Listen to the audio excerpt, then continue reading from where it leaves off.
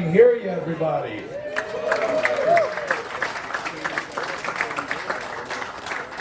'25 World Rackets Conference right here, presented by your very own Racket Sports Professionals Association. Thank you so much to everyone for getting out here bright and early. We've got a beautiful day ahead of us and great presentations the rest of today and the rest of the week. I want to thank once again our amazing sponsors. Really appreciate what Tennis Warehouse has been doing for RSPA.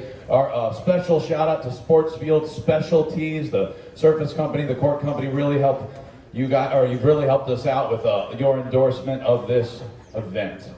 A couple of things I want you guys to keep in mind before we get on with our show. We've got a bunch of water coolers in the back there. Please stay hydrated. It is hot. The Hawaiian sun is very close. It is right there. And this is our sunniest day we've had so far.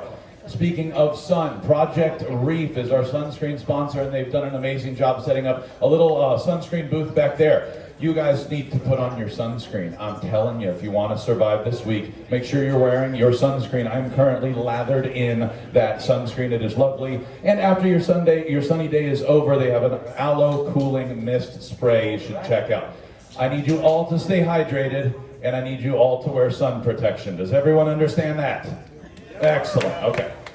Let's get to it. First off, now we've got quite a crowd here. I want to introduce myself. My name is Jared Karsten. I am the Regional Vice President of the Hawaii Division of the RSPA. I am also the Director of Tennis at the Kailua Racket Club over on Oahu, where I've been for nearly 23 years. I really appreciate you guys coming out to Hawaii so that we could share this magical place with you, and you have made it better for being here. So thank you so much for coming. And now, it is time. We've got a great presentation here today. Before we get started with our main presenter, I do want to introduce two people that he's got out on the court with him really quickly. We have Andy Zoden and Carl Jones here from integral in making this next presentation happen. We really appreciate you, Andy. Now, the highlight of the morning. He is the former #1 player in the world. At 17 years old, he became the youngest French Open champion ever.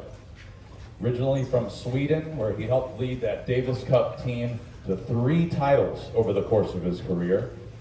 He's been the winner of 8 Grand Slam tournaments, including 7 singles titles. That's 3 Aussie Opens, 3 Frenches, and a US Open. Absolutely incredible. In 1988, he won 3 of those tournaments in 1 year. He is an inductee to the Tennis Hall of Fame, and you get to hear him chat every now and then. If you like to listen to some podcasts, kickserveradio.com is a podcast he runs right here with Andy, so please check that out. That kickserveradio.com is the name of the podcast there. Now, we get to hear him. We don't have to listen on the radio or on Spotify. We get to hear him and see him live right here in person. Please welcome Mats Wiander.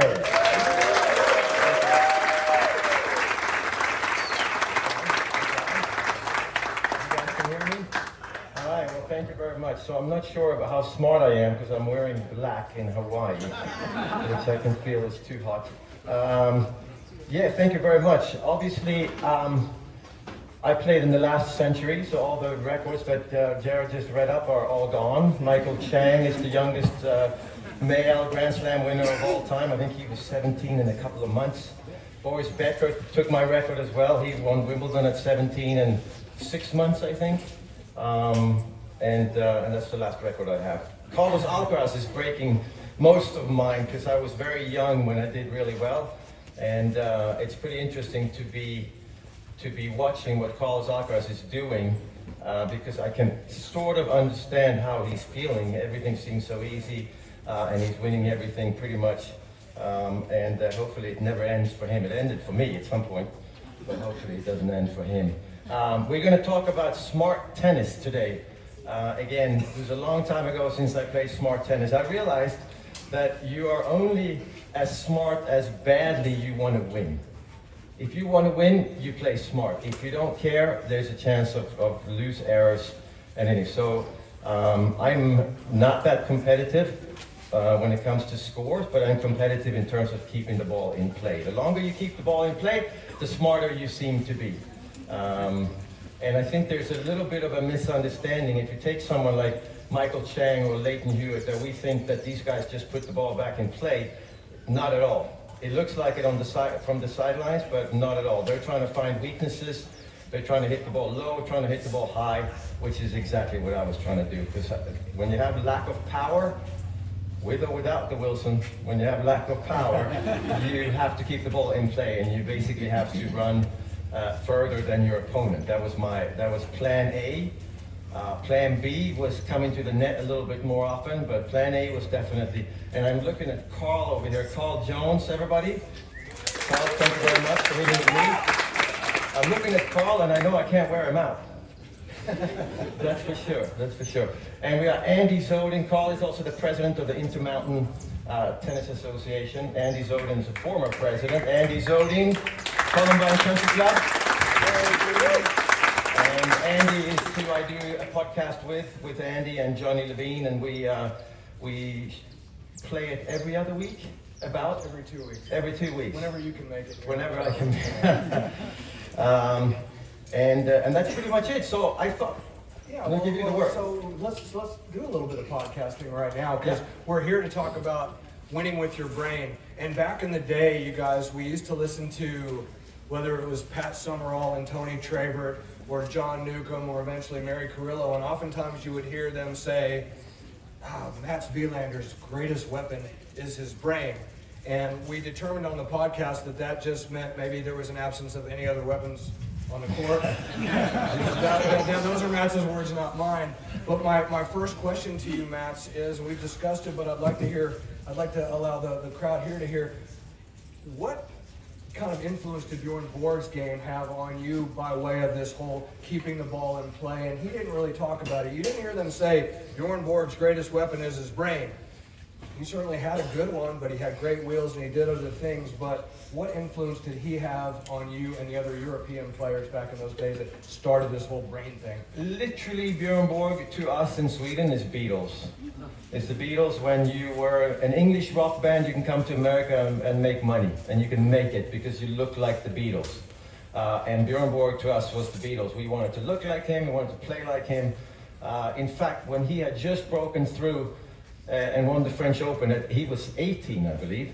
I remember very well, I was on the court right after, because obviously you were so keen to play when you watched Bjorn Borg play tennis. And I had a coach who was in a wheelchair. He suffered from MS. Very good player in his time. And he tried to get me to hit forehands with continental grips. And we have just watched Bjorn Borg win the French Open with loopy backswings, and it looked like a semi sort of Western continental grip, but we weren't allowed to do that. So how I was taught was just straight back, just like the old Australian players or Stan Smith or somebody like that. And literally, when he was on his way from my side to the other side, I would change. And I would hit with loopy swings, and I would turn my grip over. I would let go on my backhand, because really Bjorn Borg or me, we don't really want a two-handed backhand in many ways, which is why we both ended up letting go of the racket. But suddenly when Borg broke through, two-handed backhands were okay. But the grip on the forehand was very interesting. It took me a long time to feel comfortable not having a continental grip. Apart from that, Borg always ran to pick up the tennis balls when he was practicing. Always half jogged, which was brilliant. Wasn't allowed to miss. Of course, he made mistakes, just like we all do, but the mindset was that he wasn't really allowed to miss. Keep the ball in play. He never got tired, which is a good thing to imitate.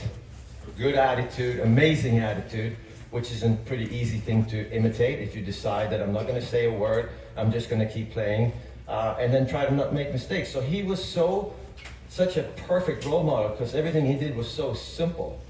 And now here we are, we're trying to talk about brain. So Bjorn Borg's brain was basically that of someone that can focus 4, 5, 6 hours in a row without making a mistake. Incredible footwork, which is part of playing smart tennis. When you arrive at the ball with your proper footwork, that kind of is the last decision is to be made right before you hit the shot. And you think logically you should maybe you should maybe think about going to the backhand, going to the forehand. Yes, those are obvious rules, but the last final decision is literally how do you arrive at the ball. Open stance or closed stance, depending on what you like. And Borg was extremely good at with footwork. Maybe the fastest player that we've had naturally since Carlos Alcaraz, I would think. Before we get these guys hitting, one more quick question, because one of the things that we've talked about on the show is the difference between the way American players were brought up back in the day at Bollettieri Academy, where maybe that was the birth of the Western forehand grip, and then eventually the serve plus one. Whereas Mats, you and Johnny have gone back and forth, because Johnny Levine was a great player in his own right. A teammate of mine at Texas had that beautiful Bollettieri forehand, but where we came to find a contrast in the way you guys were brought up was that it was all about the big forehand. It wasn't about the big serve in Johnny's case, but in a lot of other players it was. But you talked about the fact that in Sweden in particular and in Europe, we played a lot on clay, and we played with just all different players of all different levels and developed an all-court game. And we were in a position to be able to sort of deal with almost any situation that we were faced with. Talk a little bit about that, then we'll get you guys hitting. Yeah, absolutely. So one of the first few tournaments that I played, apart from junior tournaments, but to play with men and women at a very young age, was a handicap tournament. That's how Björn Borg was discovered. Handicap means that you are either on, you could be on minus 15, so it means you have to win a point to get to 0, or you could play a person that's plus 15. So this way you get a chance to play. So at a very, really young age, I was playing with the best players in the club. And obviously I would be plus 15, 4-6 it was called. So 4 games out of 6, you have plus 30. And my opponent would be minus 30, minus 40. So I learned very early on how to play against guys that don't really look like tennis players. And obviously when you play in the juniors, often it's an image of yourself. And when you go and watch the under 12, under 14, it's rare to see somebody have completely different technique. And I think it hurts in many ways to not play with women and men. So I used to play with the best women in the club, and I realized that the women, they're hitting the ball completely flat, so I had to deal with that. Whereas the men, they were hitting the ball with a lot of spin, so I had to deal with that. But I think it's a great idea, it's a great practice thing. For the kids to play with adults, because there's a different smart tennis coming from an adult. They had their limitations, of course, because of their wicked technique. Some of the old soccer players. But I think it's really important. Let's get these guys hitting some balls, because part of what I think Mats professes with regard to I'll take this. kind of sharpening your mental acuity while you play is to just hit cooperatively the way you're going to watch these guys hit now. And it's very rare that we get an opportunity to watch a guy who hasn't missed the ball since about 1992, which is Mats Wiander over here. Last week. Carl Jones is not too shabby himself, so let's get it rolling here, boys. So the first 20 minutes to me is the most important time when you're on court, because that's when your sensors are on high alert. You don't want to miss, and you want to move your feet before you get tired. So for me, this is the most important part of my practice. Always has been, because tennis is about adapting to the situation.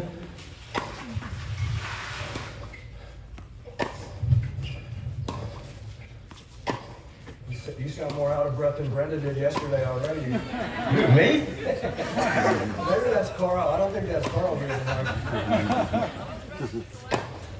Is Brenda here? Shoot, sorry.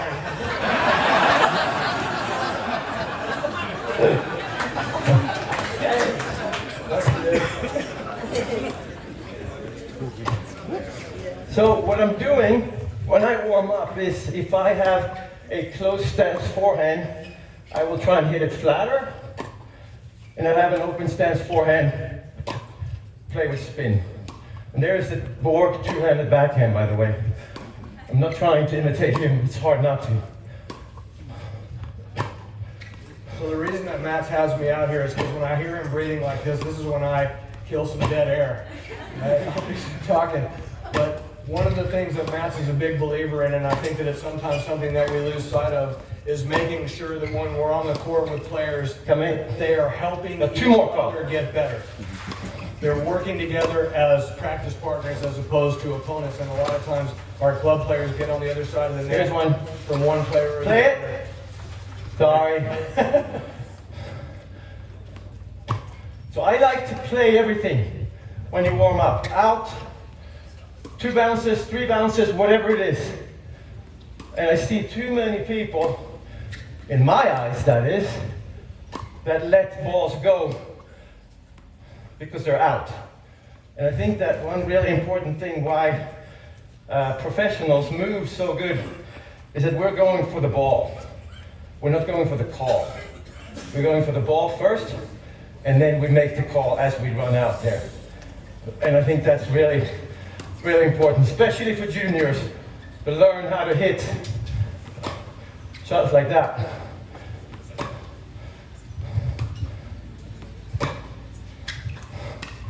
This is going to be a good workout, Carl. This is his 3rd workout of the day, by the way. Who, me? No, Oh, really? That's consent. the guy that's bursting out of his shirt. That's what I'm talking about. Okay? I want to see what you do. Okay? That was no hole in this game.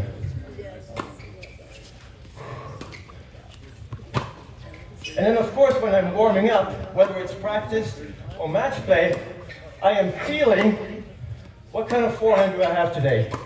Is it as terrible as normal? Or is there a little bit more in it? Because that's going to make the decision very easy for me in terms of playing smart. I used to set up the point so that I could eventually hit a 2-handed backhand, either down the line or cross court on the rise, which I don't do anymore, because my backhand is not as good as it used to be. So I live by my forehand these days. If anyone knew how I played in the 80s, you're most probably laughing right now, because my forehand was terrible. We got one more. So I'm also trying to find out, what does Carl do? Is he able to deal with the high ball? Is he able to deal with the flat ball? Coming. If it's in the net, you're able to deal with it.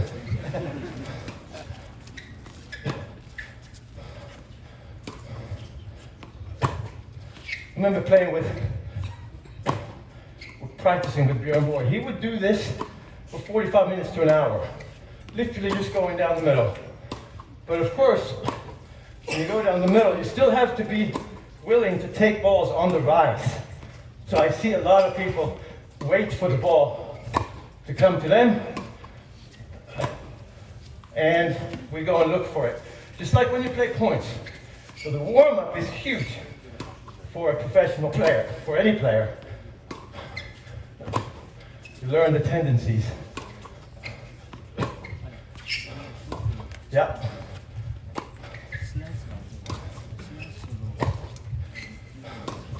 Good. Yeah. Not much time to talk though. I also had to go from wood, Down there. aluminium, regular size, to a mid-size, to eventually an oversize. With that came a lot of change of technique, obviously. When you play with a wooden racket, you got to hit the middle of the racket. Suddenly I got this rossignol in my hand, and the sweet spot seemed like it's 5 or 10 times bigger. So there's no problem with hitting it in the middle. And then I went to eventually to Wilson, more power. Ball doesn't seem to go any faster, but way more power. So I had to learn. Me winning the French Open in '82 was the first Grand Slam singles champion that played with an oversized racket, which is pretty amazing. They all called me a cheater afterwards, actually. Yeah, you're a cheater. But so you had to change. So when I got the mid-sized racket in my hand, suddenly I could do what I was already trying to do, which is hit high with spin to create a short reply and then take it early and come in. It might take me 20 shots. It might take me, I think we had rallies that were 50 shots, actually. Yeah, I think we had one that was 90 in the finals in the French Open against Guillermo Vilas. Don't ever go and watch that on VHS, because you gotta have 5 hours and there is nothing happening. Like, there's nothing happening. All I was trying to do was hit it high to Vilas's backhand, because that's all I could do at 17, and then try to take one of his short balls and hit it cross-court to his forehand. Very similar to what they do to Rafael Nadal. The same tactics. And the first time I saw that tactics was Andy Murray at the Australian Open. He was the first guy really to exploit that Nadal's forehand wasn't as dangerous when you hit hard into it. So I'm a firm believer that if you're going to take a risk when you're playing points, risk it into your opponent's strength, right? Because that's all we're playing. We're trying to risk it into the opponent's strength. We have to hit the ball over there eventually, and then hope that we can stay alive, and then you hit anything into the backhand, and then you start over again. And last thing is, I can see you about to say something. The simplest rule or smart tennis rule that I've ever received was from a coach that we used to travel to Europe, and he said that, okay, so this is what we're going to do. We're going to go high cross court, we're going to go down the line, and we're going to go short cross court. And then we start again. So I played many summers of just doing that, because I wanted to see if he's right. High, down the line, short. High, down the line, short, in different orders. And I think that it's a very simple way, but I think and so it's going to come out today, the high shot, it's not fun to hit. Can be, depending on the reply. The high shot is overlooked these days. You can really, it was Yannick Noah, if you remember Yannick Noah, of course we do. He was the first guy to actually loop the ball on the forehand and come to the net afterwards. And I realized that I much more prefer his slice backhand that stays low than the high loopy forehand. So I built my game on having a loopy forehand and and then trying to take the next ball on the rise. I lost my backhand sometime in the middle of the 80s, but I haven't found it yet. Well, you found it against Michael in 88 because you sliced the ball 1,250 times or something to win that match. But if you do go out back and watch that match in 82 against Vilas, what you are going to see is 5 hours of Vilas shaking his head. How the hell am I losing to this 17-year-old? That's it. Now, not only were you not a cheater, well, we were talking with Brian Dillman earlier. Matt's in that tournament in 82 played Jose Luis Clerc in the semifinals. And a 17-year-old, Mats Wilander, suddenly has Jose Luis Clerc down match point in the fourth set. And Jose Luis Clerc hits an inside-out forehand on the line, which is called out. Game, set, match, Wilander. This guy goes over and he's like, it's on the line. Says that, risking maybe making it to the final. The umpire's already out of his chair and on the ground, and Clerc's losing his mind, and Mats is just standing over it going, I don't want to win this way, right? Yeah, I felt like I didn't want to win. The ball was clearly in. In those days, it wasn't a winner. We replayed the points. Right. So I feel like a cheater, to be honest. Should have given it to him. And then he was so surprised that he hit a backhand underneath the net. He just did not play. But since then, he calls me Junior, or my son. So a very close bond with Jose Luis. But the best part of that story, and I need Michael, Mac, and Cody to come on up because you guys are on.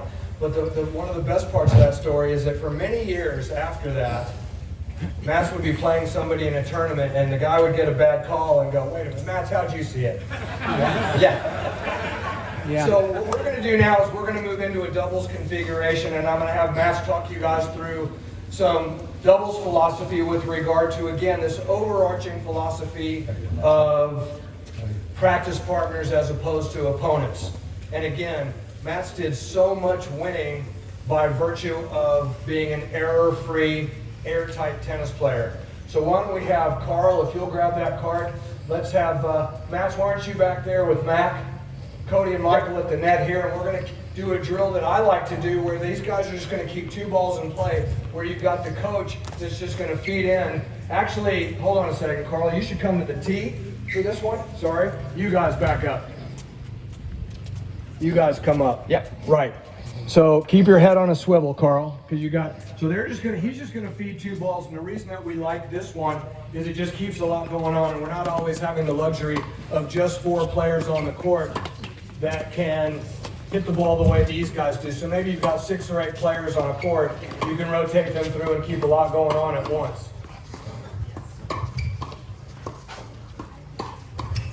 Over next to Matt's on his left. Yep. Also from Rolling Hills Country Club in Colorado is Matt Meese that played for Creighton University. So give him a hand in the right hand. Taylor Jones is head pros in the deuce court over here to my right. He's one of the top father-son players, and he's the son, by the way. His name is Cody Freischlag in the white hat in the deuce court. And probably the busiest guy working on my staff at Columbine Country Club here in the ad court is Michael Irwin in the light blue shirt.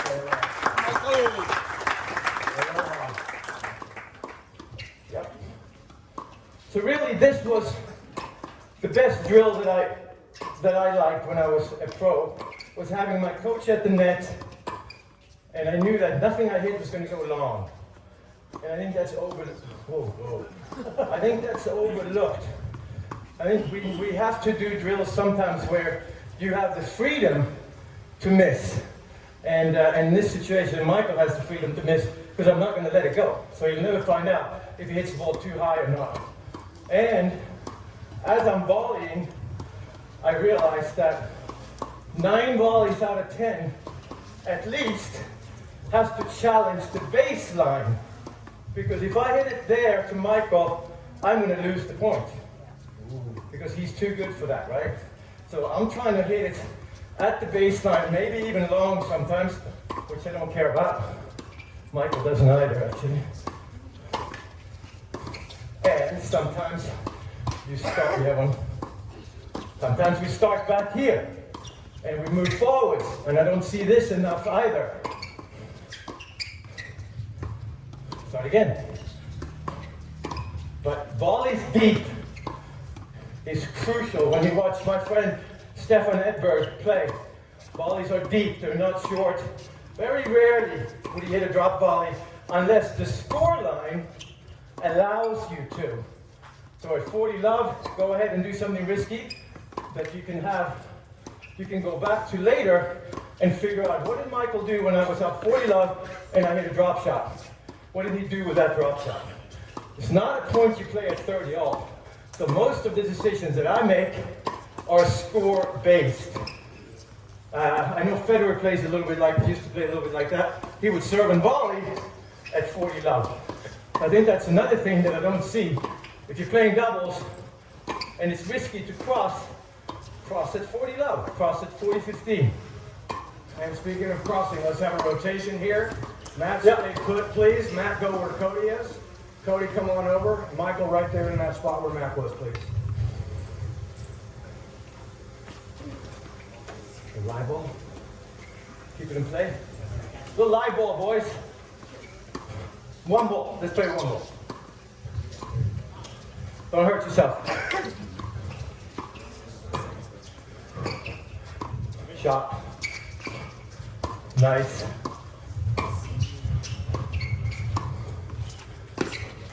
Beautiful. So this is great for singles too, because you learn, when you guys have a short ball, I want you to come in after it. Exactly, and we hit a couple volleys. Yep, good. Bring it back up again.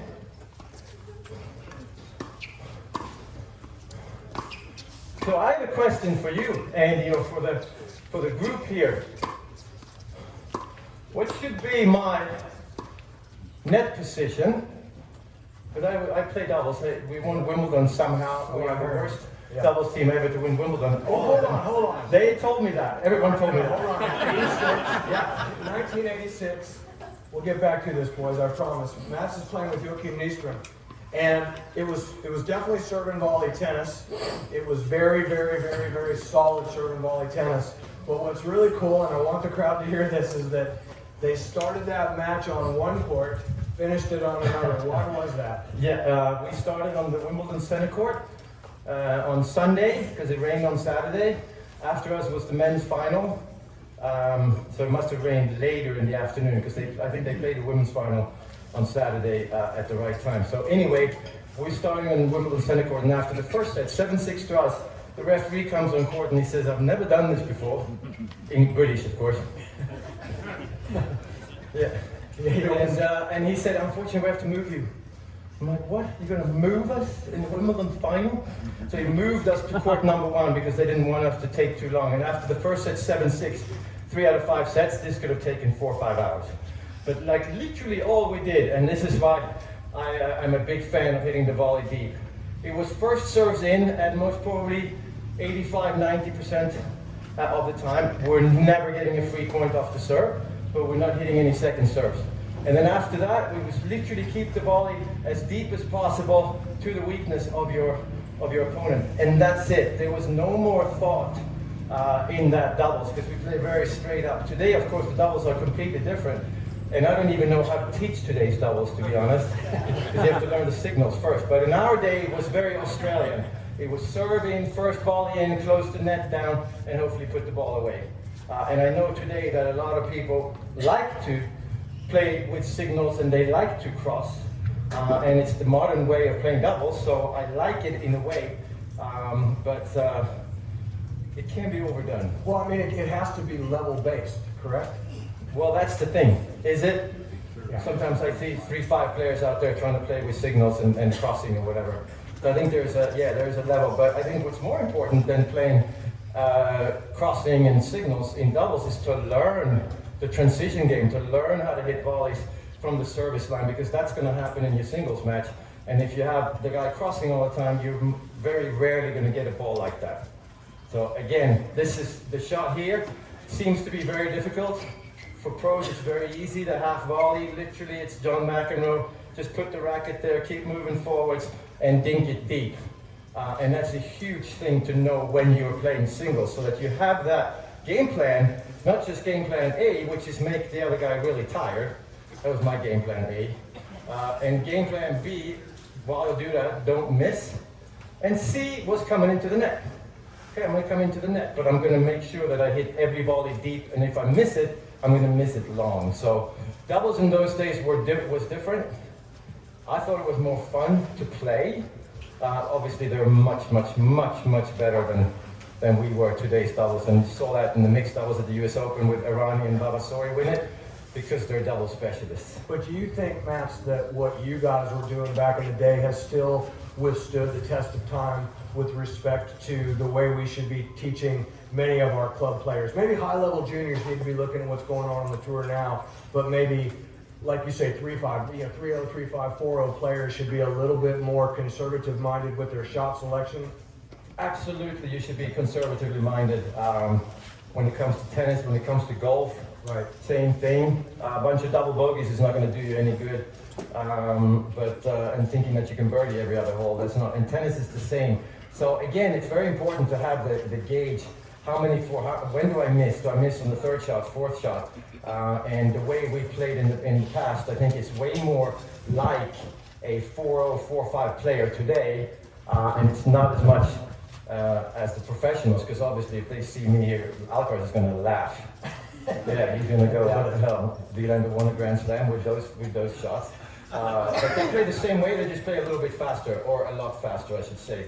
But again, same thing. How do we keep swings short? There's another thing that I don't see people do, is keep moving.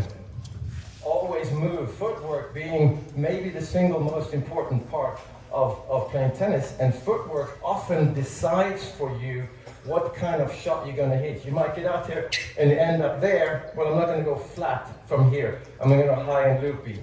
Or I might end up here. I'm going to go flat and hard. So again, playing smart tennis is part of it is having decided beforehand what you're going to do, and part of it is deciding right just before impact. Obviously, you got to have all the different shots to be able to do that, to pull it off. But I think sometimes we get stuck in the logic part of it, and we're not reacting as much. You can be proactive as a tennis player, and you can be reactive as a tennis player. And I think a lot of pros are actually reactive. They kind of wait for their opponent to make a move, they wait to see how good their opponent is hitting the ball, and then they react accordingly, because there are not many weaknesses in Yannick Sinner's game, so you might have to do that on the fly. What's the doubles drill that we talked about a little bit earlier? Why don't you set that up? Because you talked about playing in transition. Should you guys back up and these guys come to just behind the service line? Is that what you had said earlier? Yeah. Okay. Yeah. Here we go. So like you guys are about there. Very good. We're trying to come in. We're trying to take the net away from you. Here we go. That's all we're trying to do. Yeah, Michael. Good luck. That's it, though. You'd be more aggressive even. Yours. Shot. Yeah, great shot. Great shot. This is great for singles, too. If you learn the angles, you learn how to come to the net if you have a... Here we go. Bad luck, Michael. Flies here compared to Colorado or what? Here we go. Yes. Here we go. That's like 7-0, Andy. Yeah. Right? Last time I lost to you boys. For those that are counting. That's your pickleball shot, right? Like, here you go. We got a couple more.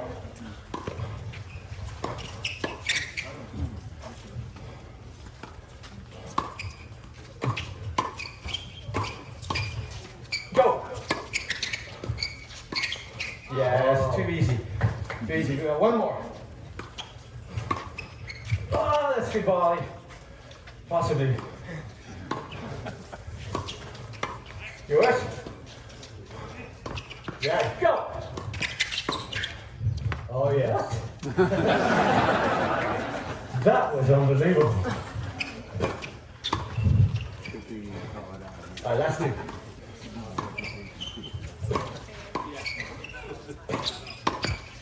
Yeah, big shot.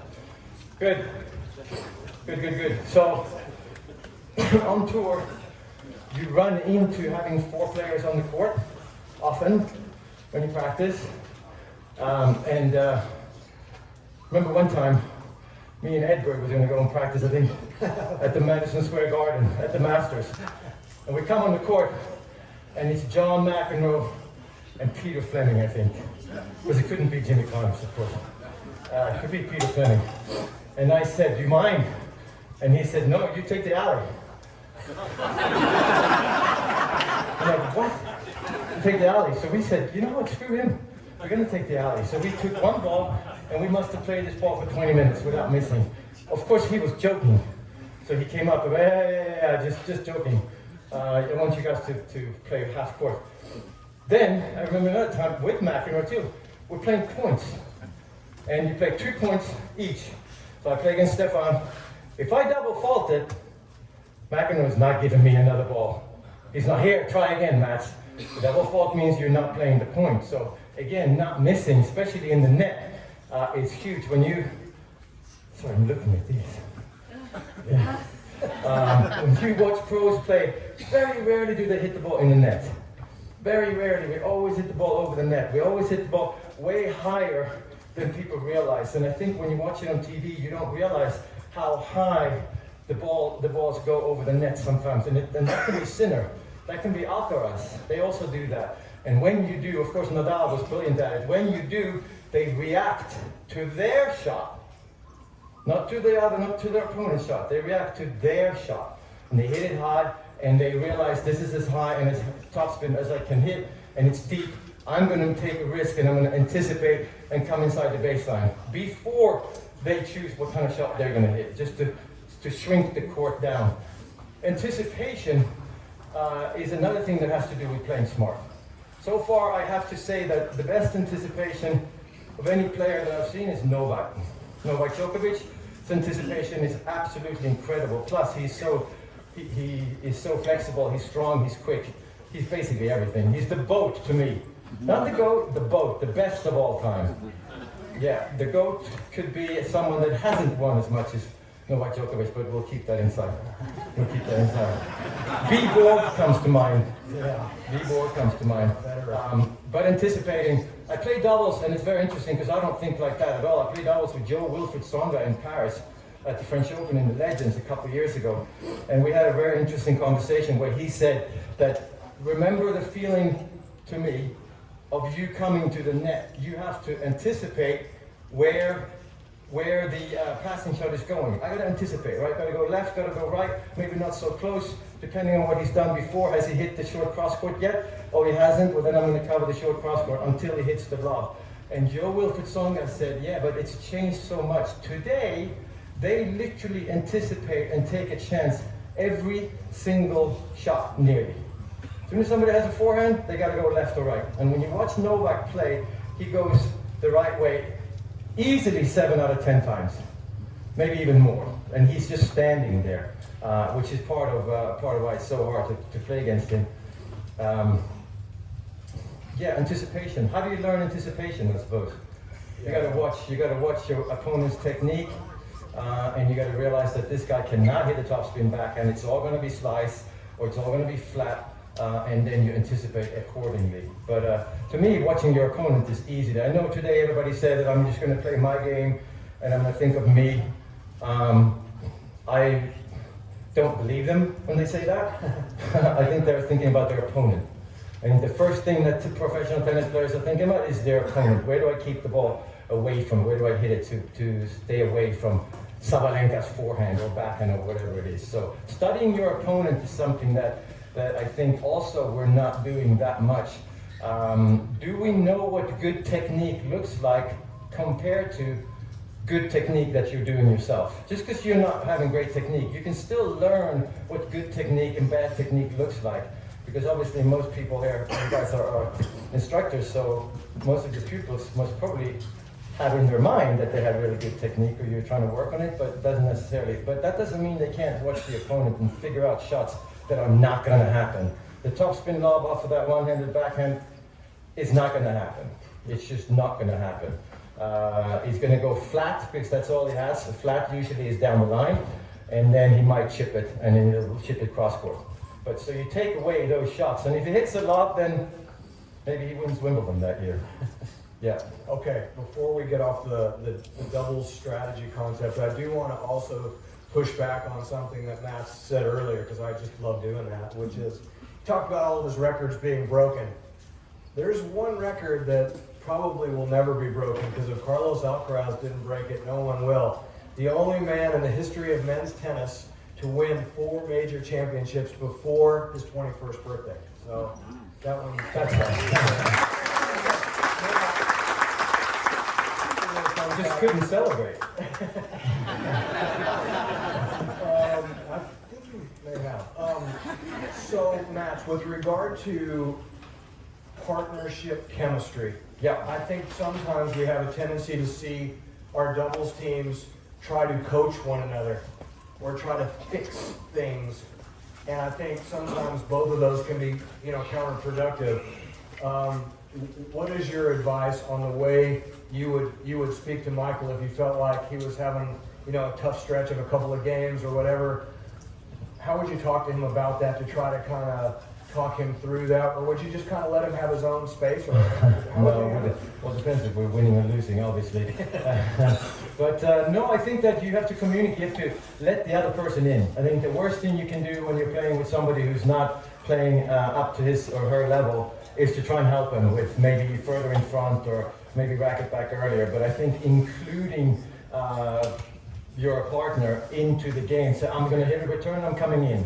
So I don't see that the communication on the men's and women's doubles court on the pros, it might take slightly too long at times in my eyes, but they are communicating. And I think in that situation, you communicate. You tell them so that they know what's going on before the point starts. If he serves to my forehand, I'm going hard cross-court. Serves to my backhand, I'm going at the net guy. So you have that decided before, right? And it also sounds like you're instilling confidence into a situation that might not necessarily, Michael might be over there going, I can't do a thing, and you're like, I don't know what you're talking about, dude, I need you to do this, and we're going to do that, and that's that. You're not going to acknowledge that he's struggling. No, I'm not going to acknowledge that he's struggling, but I am going to go over and kind of say, okay, maybe we chip this one. Yeah. Maybe we hit this one really hard. Maybe you chip this one, so the mind is clear. For someone like Roger Federer, who's a perfect example, he hit on one side and he blocked on the other side. Novak can do both. Obviously, with 2 hands you can do that. But Federer decided beforehand, I'm going to chip the forehand, and I'm going to try and come over the backhand. And maybe especially against Rafa Nadal, he tried to do that. But I think a lot of people today are trying to hit big returns from both sides. And really, you have to be Yannick Sinner to do that, because he can hit a backhand with any kind of grip. And so I think deciding, again, a logical decision can be made before the point starts. To my forehand, I chip it. To my backhand, I lob. Whatever it is, and you can't really deviate from the plan that you've set for yourself. Even if the serve is really short and loose, try and stick to the tactics that you have discussed with your partner, and that way I think you let your partner into the match together, and you're playing together and you're communicating not just mentally but physically as well, in where you go, who takes the middle, who goes forwards, who goes backward, that kind of thing. Guys, let's go 4 on the service line, please, and let's do some reflex volley rally work. And Matt's kind of talk us through our mindset while All we're 4? doing this. Yes, with all 4. Yes, good shot. Yeah, we're not really trying to win the point here, but I am trying to hit it on your shoelaces, so you have to volley out. Great shot. Yes. All right, we go a little harder. Shot. Come in. Mine. Yep. Shot. Beautiful. Whoa, there we go. 1-0. Yeah, that's too good. Great volley. You. Shot. Yes. It's count. They can hear you. They can hear me. It's a word I use frequently these days.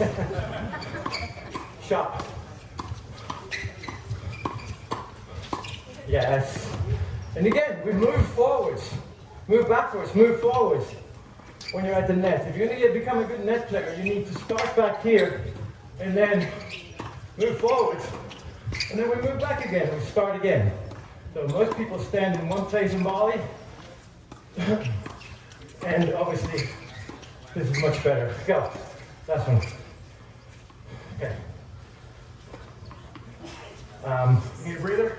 No? Okay, I'm good. All right, come on. I need 3 more players out here, along with you guys. You guys stay. Come on, let's go. Let's go. Come on, guys. All right, 3 more. 3 total.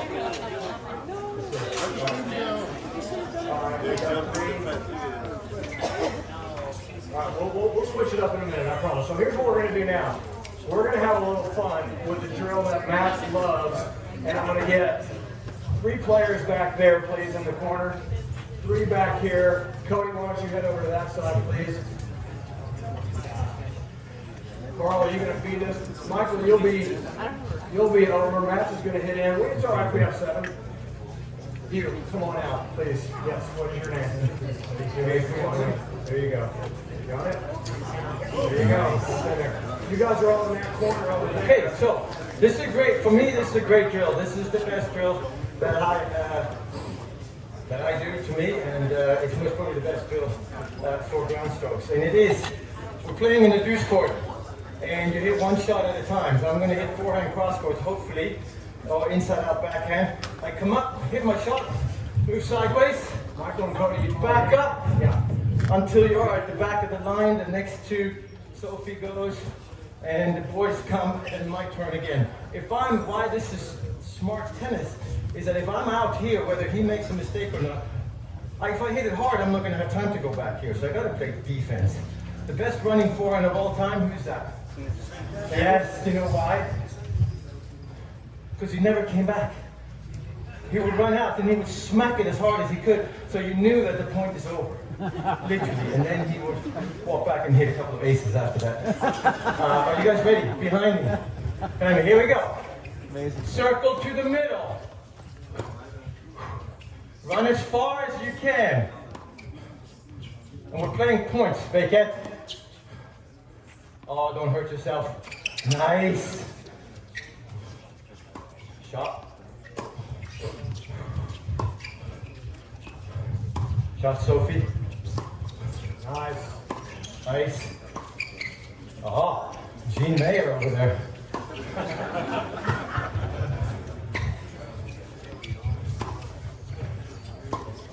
Great. Great. Slightly more aggressive. Here we go.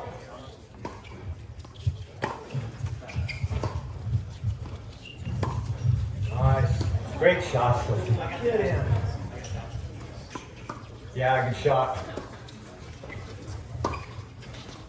Tough shot. Shot. And we help each other out. We'll play out balls. We'll play, literally what I want is I want the ball to come back. Never mind what kind of shot I'm hitting. I want the ball to come back. That's the most important part of my tennis. Because that way I can get better at hitting the ball. But we play out balls. We play 2 bounces before it bounces 3 times. Can I get 3 more players on deck up here real quick? We're going to give the other people an opportunity. Come on, right here. John, come on. Get ready. Come on. Yeah, take it early. Nice, no, you're good, you're doing it early. Yes. High balls are going to take early and hit them a little harder now. Shot. Shot, Sophie. Yes, great volley. Matthew, let me know when you're ready to move it over to the backhand side. I got 3 more Yeah, players. that's right. We're not missing over here, so it's up to you, boys. There you go. Okay, Michael, Cody, and Mac, if you'll let these folks step in for you. Let's move it over to the outside, guys. We'll hit some backhand, same drill. Once you go a little fast. Yep. There you go. Coming. Go towards the middle after your shot. Come to the middle, Sophie. You got it, you got it. Nice, Mike. Thank you. And time. Hold on. Then we're going to move to the Because Brenda just made a great point. Tell me. So thank you. And that is, she noticed, and sometimes you see things from the side that you don't see if you're in the heat of the battle. You're moving off of the shot a little too soon. So my suspicion is, Brenda, what you're saying is, thank you, you're already moving to the next spot that you're going. You're thinking about what you're doing now and what you're doing next. And what you need to do is keep that thought of what you're doing now and hold that before you move out. Do you want to add anything to it while you're... Okay. Thank you. That's the whole point though of practicing together, right? Is that there's a certain amount of pressure. And when we practice together. I'm not practicing against these clowns over there. I'm practicing with them. So I want you to make me better and I'll try and make you better. And you cooperate. You say great shot. You pick up balls that are in the way of everybody else. So you are alert and you are aware of the situation at all times. And I see a lot of people do this drill because I used to travel around and do these drills around America. They would hit the ball as hard as possible, and it was the worst, terrible drill because they would miss and they would hit the ball hard. And then the explanation, well, yeah, but that's the way I hit the ball. Yeah, that's a completely different story. We have match temperament and we got practice temperament. They are so different. In my eyes, they are completely different. In matches, I'm thinking about him, only him, and I find a weakness before the end of the match. Whether I win or lose, I'm going to find the weakness. And when you practice, it's all about technique, to me. It's do the right thing, make sure you can trust your feet. All right, so if you, I don't know if I'm not very quick anymore, but I know that I have really good footwork because I can feel it. I can feel that I'm in the right spot very often. And when I'm in the right spot, it gives me these choices to hit the ball hard, hit the ball with us, but hit the ball, you hit the ball hard, solid. Right. You're going to hit the ball solid when you put your left foot forwards. Again, this is my memory since the 1980s, which is a long time ago. Yeah, but anyway, yeah. Should we go cross court? Yeah, okay, let's do it. That's it. Constantly face the court, you guys. Stay engaged. Go. Nice, Sophie. It's a circular dance around the court. Go. Nice. Great shot.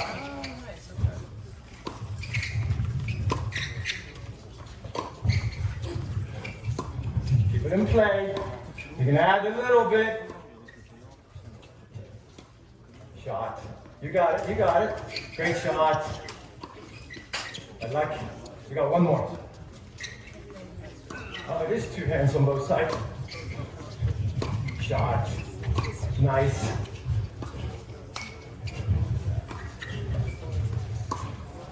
Usually you do this drill with as few people as two. Yeah. You can be 2 people and do this drill. 4 is maybe 1 too many. In terms of mine. Oh, what happened? Just 1 bounce. Okay. Finish the shot a bit. Nice. Finish the shot. Nice, Michael. Whoa. Great shot. Great shot. Take it early. And let him push you back. Take it. Nice. Nice save, man. Good. Nice. Good, Andy. All right. Let's hear it for all these hitters. Great job. Great job.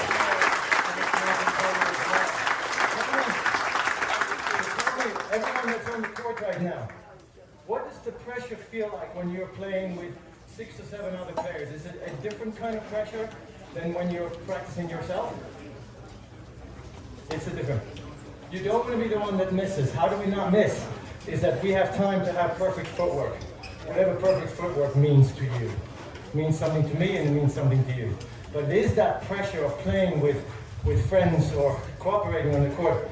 That pressure is hard to imitate in any other situation, except when you play a match, of course. But when you're practicing, if you can develop a drill where you actually feel horrible if you make a mistake, I think those drills are the best drills. Again, for me, playing matches is over here and practicing is over here. They're so different in terms of what you do. Practice, you think about technique, you think about your feet, you think about big targets, you think about hitting it solid.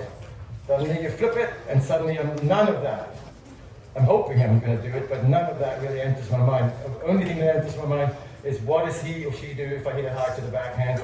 What does he or she do if I hit a low slice to the forehand that skids through? Is he or she forced to hit it out? And that can change. The tactics are not necessarily written in stone just because a person has a good backhand and a bad forehand. It's something that changes along the way. But again, to change it, you have to pay attention early on. I run into people often that say, hey Mats, can you help me? Because at 4-all, 30-all, I usually play my worst tennis. Like, first of all, that's most people. Second of all, are you aware of why you got to that score? Are you aware that out of the 4 games you won, that's 24, that's 16 points unless there's an ad. Are you aware that 15 out of those 16 points you won this way? And I think a lot of people come on the court, A, we don't necessarily have a game plan. B, we're trying to be as loose as possible. And unfortunately, when you're as loose as possible in your body, often the mind becomes a little bit loose too. And it feels great because I'm playing under a lot of pressure and I'm just hitting the ball and it's so nice and I miss once in a while and there you go, the set's over. So it's hard, but it's so crucial to be alert and be aware from the warm-up on. Easily, if you have a category in how to see the weaknesses of your opponent, you would put the professional players way up. Like they have complete idea what's weak and what's not weak. Even someone like Djokovic, they watch tapes and statistics and whatnot. So that's something that if you play a person for the first time, warm up is everything. Warm up is everything. Give them a low slice, give them a high ball, just figure out what they can do and what they will do, what they're ready to do, because they obviously can make mistakes. Last drill we're going to do, and if this is just an on the spot, I'd love to. We're going to do 2 lines, 2 single file lines that start right here. Yes, sir, gentlemen, go right. And Matt, you'll start this line. Matt, you're going to feed a ball. You're going to hit a volley and then step aside, and it's going to be 1 ball kept in play with the single file line. So you'll come up, you'll hit a volley, go to the back of the line, and you guys need to be able to make it through the line once without anybody missing. So how do you do that? You got to give them something easy to hit. There we go. In the air. Your hands forward. I'm going to keep it in the air. Who's got the ball? And if you got a bunch of juniors out here, you can do this. You can have them count as a team and let them know. These are your hitters. These aren't your opponents. Yeah, great shot, Riley. Riley Pelka over there. Be soft. Get some height on those volleys. Keep it in the air. They would land If you 3/4 deep. Your volley in would the air. land 3/4 deep. There we go. Keep it in the air. Try to hit the volley deep enough where we don't have to half volley it. Right. Whatever it looks like. That's it. Get a little height on Yes, it. good shot. No, you're good. That's it. You got Then it. the miss becomes. Now we're going good. One more. You want the miss to be short rather than long. Like short is still in play, but you're trying to work on depth. Always when you do drills, you're working on depth. 1 minute. All right, here we go, last one. Yes, Nice. Get that height. Nice shot, Michael. Good hustle. Good. Matt, you can still move okay for your age. Go. Nice. Nice.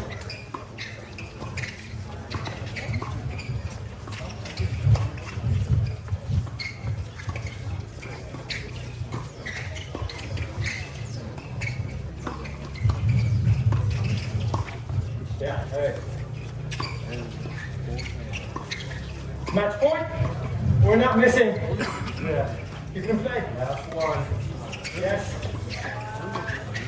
Beautiful. Yeah. Very good.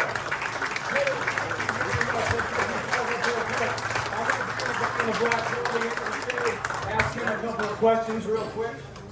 I think you guys are going to enjoy hearing these. We're gonna take just a moment while they're picking up balls to make a couple of announcements before we bring Max up here to answer some questions. You gotta earn the right to ask those questions by listening to these 3 notes. All right, everybody, this evening, the luau begins promptly at 6 p.m. Right at 6 p.m., make sure you bring your badge. Luau, 6 p.m., bring your badge. Craig O'Shaughnessy will be giving his Ask the Expert presentation in classroom number 4 at noon. Making sure you guys spend some time in the classroom. Craig O'Shaughnessy, Ask the Expert at noon. And very important, need to make sure that you guys are all working on your personal action plan that we went over on the opening speech with Brian Tillman yesterday morning. It is in the back of your program. That personal action plan is also available in the app. So make sure you're continuing to work on that. And Matt's, of course, remember Matt's 6 p.m. sharp for the luau. I don't want to see you late. Thank you very much, Jared. Okay, so question for you, Matt. Well, I'm gonna ask him a couple of questions that we've sent, and then. All right, give it a minute. Give it a minute. All right.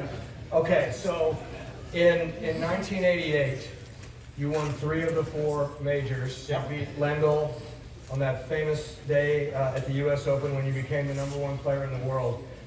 That Mats Wilander was 23 years of age. This Mats Wilander that is now 61 years of age, what would you tell that kid after winning that match that day with what he should now do as the #1 player in the world versus what you did? Well, you should enjoy it, first of all. I think that what happened to me was I became #1 in the world, and for some reason I no longer saw my opponent as the worst part or the most difficult part to get by. It was more, I'm world #1 and I should be able to just play any way I want, and I should be able, I don't even know why this guy's on the court with me, actually. And that didn't work at all, clearly. I won 2 tournaments after I became world #1, and I fell very quickly, and I couldn't figure out what kind of motivation it was when you walk on the court and you don't really care about every match you're playing. And that's a terrible feeling. I took 2 years off after that, actually, but that's the worst feeling in the world. But what I did well was I trained really hard, so I was able to implement game plan A, which is wear the other guy down by not missing and physically see how much they've got left. And I'd gotten good enough where game plan B and C, hitting the ball a little harder and coming to the net, were also okay for me. So very often in those matches in '88, I did not have a game plan going into the match, but I made up my game plan as we go along, because obviously a guy like Ivan Lendl has great days with his topspin backhand, and then he has terrible days with his topspin backhand. Or my dear friend Stefan Edberg, if everybody knows how he plays, he had great days with the forehand and sometimes not great days with the forehand, but you wouldn't know that until you were on the court. So most of my game plans were written in the changeover before you go out and hit the first ball after the warm-up, to be honest. Okay, real quick. You ask a question, but before you do, I just want to let everybody know we are here for networking. We are here for job opportunities. And Matt Wiander is hiring a director of racket sports at Gravity, which is the club that he owns. So anybody that's interested, it's largely seasonal. It probably doesn't hurt if you like to ski. Talk about it, Matt. Yeah, no, real we quick, have and then you're up. a little tennis club in Haley, Idaho called Gravity, and we're looking for a racket director. We have 4 pickleball courts and we got 3 tennis courts, and I've been teaching there for the last 15 years. I'm not like you guys at all. When I say teaching, it's once a day maximum. So I'm sure you guys have 8-hour jobs, but I don't. But I am looking for somebody to run that, and I'll be teaching tennis right next to the guy. So come see me if you're interested. If you like skiing, you should be interested. Before we scan our badges, yes, sir. What is your? Yeah.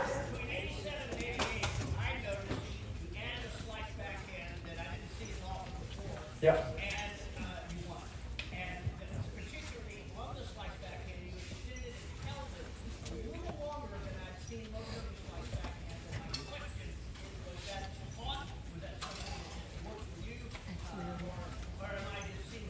No, it's something I learned at a very young age, because in Europe, and I think if anyone's European would most probably agree with it, in Europe we played mini tennis. We played mini tennis way more than we do in America. So kind of pickleball, except there's no kitchen. And you play mini tennis on the streets, so you have to decide beforehand, who are you? Are you John McEnroe? Then you have to come to the net immediately. Are you Björn Borg? And then you try to play like them. You try to imitate them. And my big hero is Peter McNamara, an Australian double specialist who tragically passed away a few years back. But he had this beautiful one-handed backhand that I wanted so badly that I started hitting it.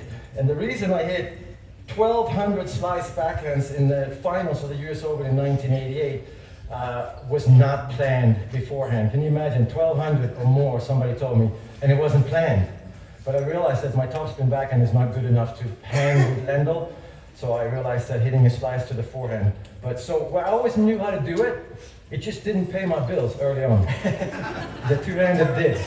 Sure. The two-handed did, yeah. All right, before we will save some time for questions, but I just want to make the quick announcement, make sure we get this done, got to do it right. Scan your badges and the code for this class in the program. Scan your badge. If you do not have your program, don't want to do it on your phone, can't do it on your phone, we have the RSPA staff in the back of the tent. There will be waving there. They've got the iPads out for you to make sure you do that. So you can do that. And I think we're going to take some time to take a few questions. Let's do it. All right, so if you guys raise your hand, just make sure you speak nice and loud. I did see this young man over here with his hand first, so we'll start there. Just nice and loud, you won't need the mic. Thank you, guys. Thank you.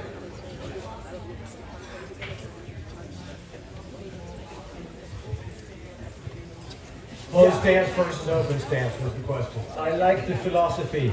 I like the philosophy of having a close stance forward and hitting a little bit flatter. And when you're out of position, you play with a little more spin, a little more height over the net. I'm a firm believer that the way we hit a baseball is the way we should try and hit a tennis ball. When we can, it's the close stance forehand. It depends on your grip very much. And I'm sure, Brenda, you might have different ideas, but it depends on your grip big time. If it's very Western, you'll have automatically a more open stance compared to if it's a continental. Brenda Schultz? Thanks, Matt, to say that, because I have an extreme Western grip. In my speech yesterday, I went over the fact that there is a lot of misconception in the open stance. When we saw you grip the open stance, Matt and everybody, was still loading on that right leg, dipping that knee in, and that's why also when he said you want to hit more spin when you're open, you sink in a little bit more in this back leg. So from here you have a little bit more push to go higher over the net. Am I right? Absolutely right, yes. And when you're more close, now you're more even, and it's easier to flatten it out. That's okay. But the misconception is open is not with your belly to the net. And open is not going from here to the left. Because if I wanted to punch Matt, and I go this way, he's very happy, right? But when I start loading on that right, what we call open, and we go that way. That's gonna hurt. So yeah, Western grip, when you see Nadal, or Nadal's not even that Western, but whoever has a Western versus decade at the time, they still have that knee dipping, and they loading, and then in the air, the left foot is forward, and then they land like this. If you slow it down, then hopefully my next speech will be inside an air conditioning and I won't run out of breath. I can show you that every time that Sinner, all those guys, that left foot is forward when they're making contact. There's nothing, going over. And that's why he doesn't miss, because he stays on it. And that's why Sampras has the best forehand on the line, because you said he keeps going. There's nothing coming back. No. That's the end. So real quick, but before we go, yes, Don't go how yet. about this, real quick? How about this? Let's all acknowledge for a moment here that we're in Hawaii at the World Conference. Thank you, Kathy Nikoloff, with Brandon Schultz McCarthy on our left, Mats Wilander on our right, on this tennis court right now. Like at the beginning of the Thank you, Brandon. Thank you so much. All right, next question. Hands up here, please. Yes, right in front.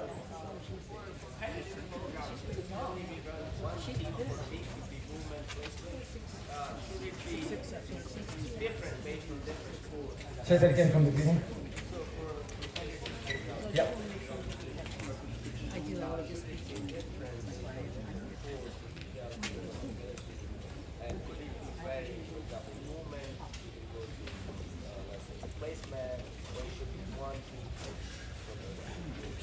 No, I think it should be different.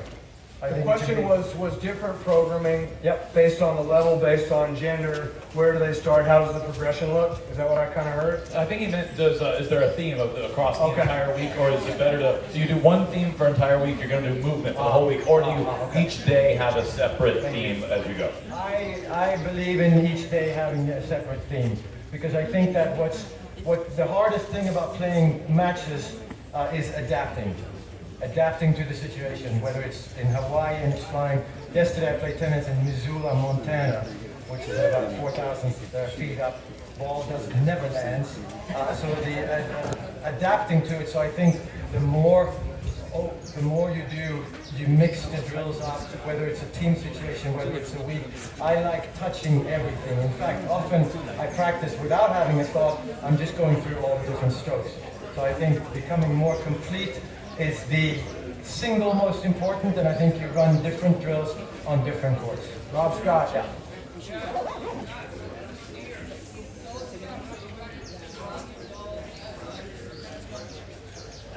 I was practicing at home in Växjö, Sweden, and the local stringer came up and he said, because we were on the second floor, he came up and he said, look, I got this new racket from Rossignol, you want to try it? And I was so tired of my aluminium, small little rackets at the time, that I tried it, and I swear I hit 4 shots, 2 backhands, 2 forehands, and I realized this is my racket. Because suddenly you could spin it more. And Rossignol came up with this brilliant idea, I thought, where the bridge that we have here was inverted, was the other way around, which then turned the 8 strings in the middle of the racket were the same length, compared to on a regular racket, it's just 2 strings. So for me, 8 strings the same length makes sense that the sweet spot is bigger. And then they gave me a free pair of skis too. Yeah, I remember Bianca from Sweden that you got earlier. She has one more question here. Yeah. So you're famous for your mentality and you're strong, mentally. Is that something you started early, developing, or you're just born great with that? No, I don't. I'm not sure that I believe necessarily in being born with something like that. I think it has to do with how you play tennis as a kid. And when I was born, there was already a tennis court in my little town of 400 people that my dad built by the factory parking lot because he wanted to start playing tennis. This is before I was born. And the most clever thing he did was to put up a wall. So I played against the wall day in and day out in the summer. As long as it wasn't snowing, I'd be down playing against the wall. Because if I called one of my brother's friends and there was an 8-year-old on the other line, and I'm most probably going to beat their friends, they're not that keen to come and play tennis. Yeah, so often they said, no, you go to the wall. So I think the wall is where I developed strength mentally, because obviously you make a mistake against the wall, it's you. Nobody else. You can't blame anything. The wall is even. So I think the wall is something that we have overlooked in tennis. Very much so. Very much so. One follow-up question, since she is Swedish. Yeah. So, Wiander was famous for obviously the wall, because he was hitting against his garage wall. Yep. Was that like, were you always feeling that he was the inspiration, or did you feel like you were kind of in his shadow? Or how was he for you? Always inspiration? You know, that would be like admitting to liking ABBA instead of the Rolling Stones. Like you can't like Björn Borg when you're from Sweden. You gotta like somebody else, because it's not cool enough to like another Swede. It wasn't cool enough to be able to sing all the ABBA songs. But the Rolling Stones were very cool. No, I think he was, to me and to us in Sweden, we have to realize, and I'm going to brag a little bit, that in 1989 at the Australian Open, we had 19 Swedes in the main draw. Wow. 19, that's more than the Americans have, including wild cards. So we had with 5 players in the top 10 for a couple of weeks in 1987. So the 10th guy, Michael Pernsford, didn't make the Davis Cup team. And it was all because of Borg.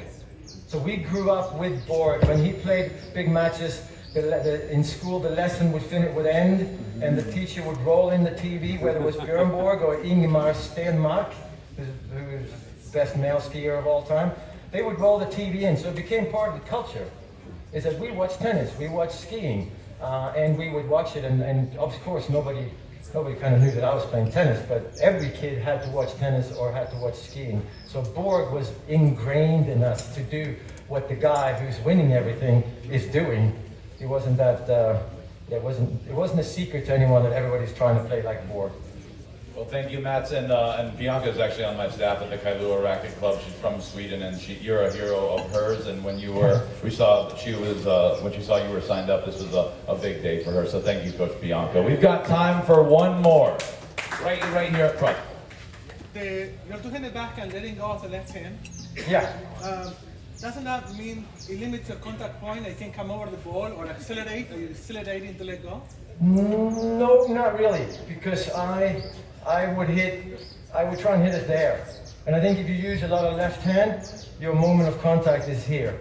So if you take a backhand like Andy Murray, who's an unbelievable backhand, but his strength is that he can hit the same, sort of like Francis Tiafoe. He can hit the same backhand over and over and over again, which is brilliant until you run into the best players in the world. And I mean the best players in the world. So Murray was okay, as long as he didn't run into Nadal, Djokovic, or Federer. But the shot that both of them are missing is the topspin. And if you have a strong left hand, it usually means you got a rotten grip on your right hand. Like you got something it might as well be a semi-western, it could be anything. So the reason why we let go, Björn and I, is that we had a one-handed backhand topspin grip, and then we just add the two. Agassi was a little bit like that too. Hit the high wall. But you can hit the high ball if you take it far enough in front. Yeah. Bear in mind, ladies and gentlemen, rules don't apply to him because golfing, he plays left-handed until he gets to 50 yards out and he turns around and plays right-handed. So don't listen to stroke hit. We have 10 more seconds. We've got one last question, and then this will be it, guys. We've got another presentation coming up. In terms of style of play, certain ballers like Raptor, Sampras, and Yeah. Edberg, how do they stack up against the big baseline play today? Do you think they'd be successful? I think they'd be successful against certain players. I think that they will at least require their opponents, whether it's Alcaraz or Sinner, to change their game plan. And I think the difference between serving and volleying today and serving and volleying back then is that there was way more thought in where you put the serve, what kind of spin do you put on it, do you go at the body, you go wide, where do you put the first volley? And I think today, where a lot of guys are serving and volleying at times, but I think they don't pay that much attention to where the serve goes. It's more hit the serve in and run to the net, and hopefully you surprise the other guy, which happens often. But I think Rafter and Edberg, something that they did that we don't do today, is they served extremely smart because they were serving volley here. They weren't going for aces. They were going for the corners or body with a lot of spin. And I think that's the big difference. So would it survive today? I think the consistent serve and volley would much probably have a problem. Just like I would have a problem. I think you still have a pretty good shot, Mats. Yeah. Thank you so much for coming out here. Guys, Mats Wiander.